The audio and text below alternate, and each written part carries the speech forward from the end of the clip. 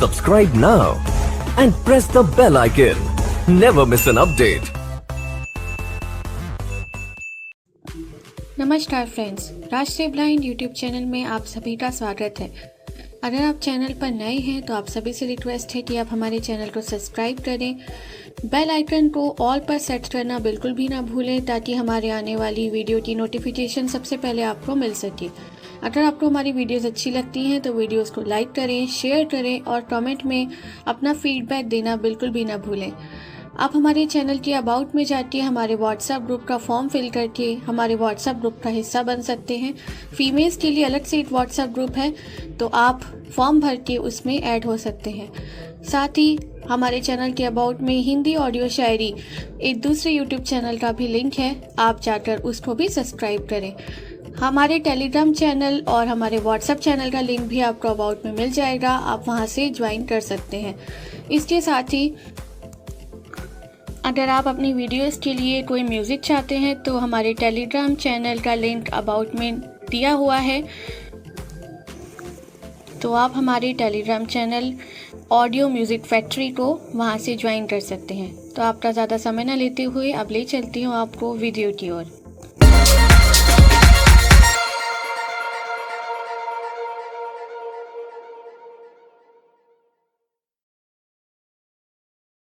Radio उड़ान पर होने वाला है आप लोगों का भरपूर एंटरटेनमेंट, क्योंकि मैं आरजे राहुल आप लोगों के लिए लेकर आ रहा हूं कहानियों का पिटारा। हर रविवार रात 10 बजे और रिपीट मंडे शाम 5 बजे, जिसमें मैं आपको सुनाऊंगा अलग अलग प्रकार की कहानियां।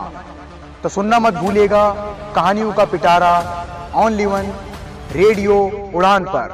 अभी लॉगिन करें www.radioudan.com या प्ले स्टोर या ऐप स्टोर से अभी इंस्टॉल करें रेडियो उड़ान का ऑफिशियल ऐप।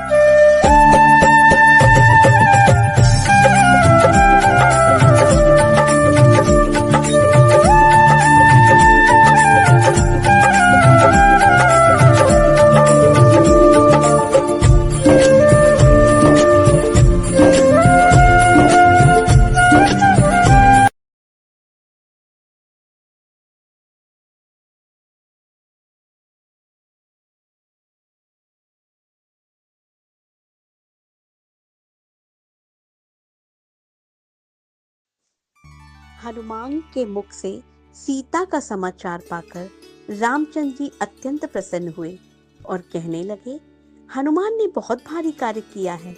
भूतल पर ऐसा कार्य होना कठिन है। इस महासागर को लांघ सकने की क्षमता गरुड़, वायु और हनुमान को छोड़कर किसी दूसरे में नहीं है। देवताओं, राक्षसों, यक्षों, गंधर्वों तथा दैत्यों द्वारा रक्षित लंका में प्रवेश करके उसमें से सुरक्षित निकल आना केवल हनुमान के लिए संभव है। इन्होंने समुद्र लंघन आदि कार्यों के द्वारा अपने पराक्रम के अनुकूल बल प्रकट करके एक सच्चे सेवक के योग्य सुग्रीव का बहुत बड़ा कार्य संपन्न किया है। स्वामी द्वारा दिए कार्य को सेवक उत्साह तथा लगन से पूरा करे तो वो श्रेष्ठ होता है। जो सेवक कार्य तो पूर्ण कर ले किंतु बिना किसी उत्साह के पूरा करे वह मध्यम होता है, और आज्ञा पाकर भी कार्य न करने वाला सेवक अधम कहलाता है। हनुमान ने स्वामी के कार्य में नियुक्त होकर उसके साथ ही दूसरे महत्वपूर्ण कार्यों को भी पूरा किया और सुग्रीव को पूर्णतः संतुष्ट कर दिया है। आज मेरे पास पुरस्कार में देने योग्य वस्तु का अभाव है। यह बात मेरे मन में कसक उत्पन्न कर रही है। जिसने मुझे ऐसा प्रिय संवाद सुनाया उसका मैं कोई वैसा प्रिय कार्य नहीं कर पा रहा हूँ। अतः इस समय मैं महात्मा हनुमान को केवल अपना प्रगाढ़ आलिंगन प्रदान कर सर्वस्व इसे समर्पित करता हूँ। ऐसा कहते कहते श्री रामचंद्र जी के अंग प्रत्यंग प्रेम से पुलकित हो गए और उन्होंने अपनी आज्ञा के पालन में सफलता पाकर लौटे हुए पवित्र आत्मा हनुमान जी को हृदय से लगा लिया। फिर थोड़ी देर तक विचार करके रामचंद्र जी ने सुग्रीव से कहा, हे वानर राज, जानकी की खोज का कार्य तो सुचारू रूप से संपन्न हो गया, किंतु समुद्र की दुष्टरता का विचार करके मेरे मन का उत्साह पुनः नष्ट हो रहा है। यह महान धनराशि से भरपूर समुद्र को पार करना अत्यंत कठिन है। यह कार्य कैसे हो पाएगा? राम को इस प्रकार चिंतित देखकर सुग्रीव ने कहा, वीरवर, आप दूसरे साधारण मनुष्यों की भांति क्यों संताप कर रहे हैं? आप तो धैर्य धारण करें। जैसे कृतज्ञ पुरुष सौहार्द को त्याग कर देता है, उसी प्रकार आप भी इस संताप को त्याग दें। जब सीता का पता लग गया तो मुझे आपके इस दुख और चिंता का कारण समझ में नहीं आ रहा है कि मेरी वानर सेना की वीरता और पराक्रम के सामने यह समुद्र बाधा बनकर खड़ा नहीं हो सकता। हम समुद्र पर पुल बनाकर उसे पार करेंगे। परिश्रम और उद्योग से कौन सा कार्य सिद्ध नहीं हो सकता। हमें कायरों की भांति समुद्र को बाधा मानकर निराश होकर नहीं बैठना चाहिए। सुग्रीव के उत्साहपूर्ण शब्दों से संतुष्ट होकर राघव ने हनुमान से बोले, हे वीर हनुमान, कपिराज सुग्रीव को पुल बनाने की योजना से मैं सहमत हूँ। यह कार्य हमें शीघ्र आरंभ हो जाए, ऐसी व्यवस्था तो सुग्रीव कर ही देंगे। इस बीच तुम मुझे रावण की सेना, उसकी शक्ति, युद्ध कौशल, दुर्गों आदि के विषय में विस्तृत जानकारी दो। मुझे विश्वास है कि तुमने इन सभी बातों का अवश्य ही विस्तार पूर्वक अध्ययन किया होगा। तुम्हारी विश्लेषण क्षमता पर मुझे पूर्ण विश्वास है। रघुनाथ जी का आदेश पाकर पवन सुत हनुमान ने कहा, हे सीतापति, लंका जितनी ऐश्वर्य तथा समृद्धि से युक्त है, उतनी ही वो विलासिता में डूबी हुई है। सैनिक शक्ति उसकी महत्वपूर्ण है। उसमें असंख्य उन्मत्त हाथी, रथ और घोड़े हैं। बड़े बड़े पराक्रमी योद्धा सावधानी से लंकापुरी की रक्षा करते हैं। उस विशाल नगरी के 4 बड़े बड़े द्वार हैं। प्रत्येक द्वार पर ऐसे शक्तिशाली यंत्र लगे हुए हैं जो लाखों की संख्या में आक्रमण करने वाले शत्रु सैनिकों को भी द्वार से दूर रखने की क्षमता रखते हैं। इसके अतिरिक्त प्रत्येक द्वार पर अनेक बड़ी बड़ी शतघनी तोपें रखी हुई हैं, जो विशाल गोले छोड़कर अपनी अग्नि से समुद्र जैसी विशाल सेना को नष्ट करने की सामर्थ्य रखती हैं। लंका को और अधिक सुरक्षित बनाने के लिए उसके चारों ओर अभेद्य स्वर्ण का परकोटा खींचा गया है। परकोटे के साथ साथ गहरी खाइयां खुदी हैं, जो अगाध जल से भरी हुई हैं। उस जल में नक्र, मकर जैसे भयानक हिंसक जलजीव निवास करते हैं। परकोटे पर थोड़े थोड़े अंतर से बुर्ज बने हुए हैं। उन पर विभिन्न प्रकार के विचित्र किंतु शक्तिशाली यंत्र रखे हैं।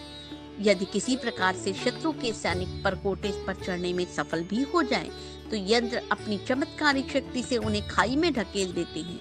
लंका के पूर्वी द्वार पर 10 सहस्त्र पराक्रमी योद्धा शूल तथा खड्ग लिए सतर्कता पूर्वक पहरा देते हैं। दक्षिण द्वार पर 1 लाख योद्धा शस्त्रों से सुसज्जित होकर सदैव सावधानी की मुद्रा में रहते हैं। उत्तर और पश्चिम के द्वारों पर सुरक्षा की ऐसी ही व्यवस्था है। इतना सब होते हुए भी आपकी कृपा से मैंने उनकी शक्ति काफी क्षीण कर दी है, क्योंकि जब रावण ने मेरी पूंछ में कपड़ा लपेटकर आग लगवा दी थी, तो मैंने उसी जलती पूंछ से लंका के दुर्गों को या तो समूल नष्ट कर दिया या उन्हें अपार क्षति पहुंचाई। अनेक यंत्रों की दुर्दशा कर दी है और बड़े बड़े सेनापतियों को यमलोक भेज दिया है। अब तो केवल सागर पर सेतु बांधने की देर है, फिर राक्षसों का विनाश होते अधिक देर न लगेगी। हनुमान के मुख से लंका का यह विशद वर्णन सुनकर रामचंद्र बोले, हनुमान, तुमने भयानक राक्षस रावण की जिस लंकापुरी का वर्णन किया है, उसे मैं शीघ्र ही नष्ट कर डालूंगा। सुग्रीव, अभी विजय नामक मुहूर्त है, बस इस मुहूर्त में प्रस्थान करने अत्यंत उपयुक्त है। तुम तत्काल प्रस्थान की तैयारी करो। आज उत्तरा फाल्गुनी नामक नक्षत्र है। कल चंद्रमा का हस्त नक्षत्र से योग होगा। इसलिए हे सुग्रीव, हम लोग आज ही सारी सेनाओं के साथ यात्रा आरंभ कर देना उचित होगा। इस समय जो शकुन प्रकट हो रहे हैं, उन्हें देखकर विश्वास होता है कि मैं अवश्य ही रावण का वध करके जनक नंदिनी सीता को ले आऊंगा। रघुनाथ के वचन सुनकर महापराक्रमी वानर शिरोमणि सुग्रीव ने वानर सेनापतियों को यथोचित आज्ञा दी और समस्त महाबली वानरगण अपनी गुफाओं शिखरों से शीघ्र निकलकर उछलते कूदते चलने लगे। उसमें से कुछ वानर उस सेना की रक्षा के लिए उछलते कूदते चारों ओर चक्कर लगाते थे, कुछ मार्ग शोधन के लिए कूदते फांदते आगे जाते थे, कुछ वानर मेघों के समान गरजते, कुछ सिंहों के समान दहाड़ते और कुछ किलकारियां बढ़ते हुए दक्षिण दिशा की ओर अग्रसर हो रहे थे। इस प्रकार से लाखों और करोड़ों वानर आगे आगे श्री रामचंद्र, लक्ष्मण और सुग्रीव की जय जयकार करते हुए समकर तट की ओर चल पड़े। श्री रामचंद्र की जय और रावण की शय दोनों की घोषणाओं से दसों दिशाएं गूंजने लगी। कुछ वानर बारी बारी से दोनों भाइयों को अपनी पीठ पर चढ़ाए लिए जा रहे थे। उनको अपनी अपनी पीठ पर चढ़ाने के लिए वे एक दूसरे से प्रतिस्पर्धा करने लगे। उनकी तीव्र गति के कारण समस्त वातावरण धूल धूसरित हो रहा था। अंबर धूमिल हो गया और आकाश में चमकता हुआ सूर्य भी फीका पड़ गया। जब वह सेना नदी नालों को पार करती तो उसके प्रवाह के कारण परिवर्तन हो जाते। चारों ओर वानर ही वानर दिखाई दे रहे थे। वे मार्ग में कहीं विश्राम लेने के लिए एक क्षण नहीं ठहरते थे। उनके मन मस्तिष्क में केवल रावण छाया हुआ था। वे सोचते कब लंका पहुंचे और कब राक्षसों का संहार करें। इस प्रकार राक्षसों के संहार की कल्पना में लीन या विशाल वानर सेना समुद्र तट पर जा पहुंची। अब वे उस क्षण की कल्पना करने लगे जब वे समुद्र पार करके दुष्ट रावण की लंका में प्रवेश करके अपने अद्भुत पराक्रम का प्रदर्शन करेंगे। सागर के तट पर एक स्वच्छ शिला पर बैठकर राम सुग्रीव से बोले, हे सुग्रीव, हम सागर के तट तक तो पहुंच गए। अब वहां से मन में फिर वही चिंता हो गई है कि इस विशाल सागर को कैसे पार किया जाए। अपनी सेना की छावनी यहीं डालकर हमें समुद्र को पार करने का उपाय सोचना चाहिए। इधर जब तक हम इसका उपाय ढूंढे, तुम अपने गुप्तचरों को सावधान कर लो कि वे शत्रु की गतिविधियों के प्रति सचेत रहे। कोई वानर अपनी छावनी से अकारण बाहर ना जाए, क्योंकि इस क्षेत्र में लंकेश के गुप्तचर अवश्य सक्रिय होंगे। रामचंद्र के निर्देशानुसार समुद्र तट पर छावनी डाल दी गई है। समुद्र की उत्तुंग तरंगे आकाश का चुंबन कर अपने विराट रूप का प्रदर्शन कर रहा था। संपूर्ण वातावरण जलमय प्रतीत होता था। आकाश में चमकने वाला नक्षत्र समुदाय समक में प्रतिबिंबित होकर समुद्र को ही आकाश का प्रतिरूप बना रहा था। वानर समुदाय समुद्र की छवि को आश्चर्य, कौतुक और आशंका से देख रहा था। राष्ट्रीय यूट्यूब ब्लाइंड चैनल का यह 49वां एपिसोड आपके लिए लेकर हम पुनः हाजिर हुए हैं। आशा है इस एपिसोड को भी आपका प्रेम और स्नेह हमें मिलेगा। पसंद आने पर इसे लाइक, सब्सक्राइब और कमेंट्स करना ना भूलें। आपका एक कमेंट और लाइक हमें उत्साह देता है। धन्यवाद।